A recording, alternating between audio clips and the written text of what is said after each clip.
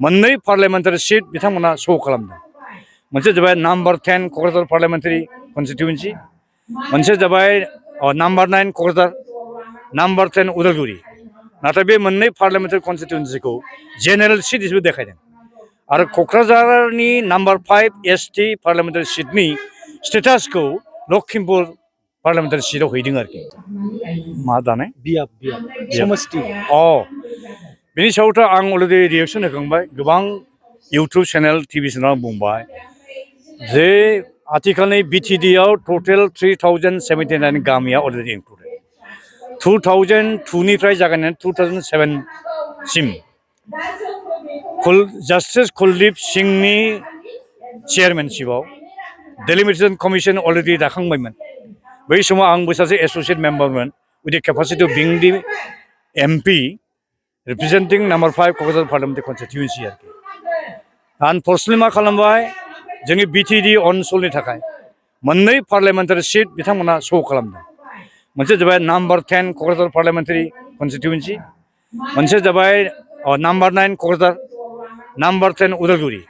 नाथाय बे मोननै पार्लियामेन्टारि कन्स्टिट्युएन्सिखौ जेनेरेल सीट हिसाबै देखायदों आरो क'क्राझारनि नम्बर 5 एसटी पार्लियामेन्टारि सीटनि स्टेटासखौ लखिमपुर पार्लियामेन्टारि सीटआव हैदों आरोखि। बेखौ आं प्रटेस्ट खालामदों आरो बेनिफ्राय नै मैयासो आङो क'क्राझारनि डिसि बिथांनि थ्रुयै chief election commissioner mister Rajiv कुमारनिसिम मोनसे मेम'रेन्डाम हरबाय।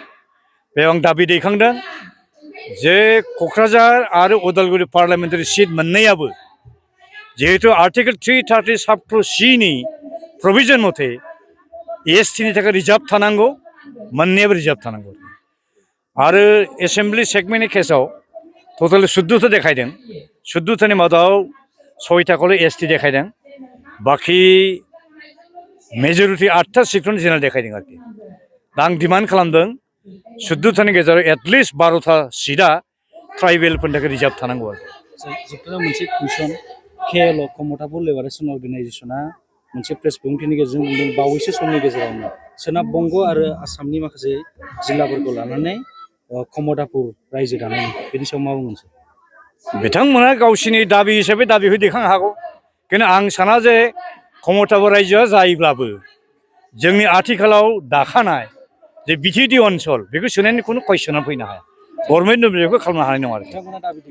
रिसेन्टलि आङो दिल्लीयाव थांनानै डिसेम्बरनि 14 तारिखआव इउनियन हम सेक्रेटारि बिथां राजीव कुमार भाल्लाखौ आं लोगो हमखाना फैबाय आरोखि।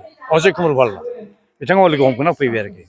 आं स्पष्ट बुंदों बेखौ जों खुनु मानिनो हाया आरोखि। बिथाङा बुंदों निश्चिन्त भाबै थाहै होननानै आंखौ बुंदों आरोखि हम सेक्रेटारि।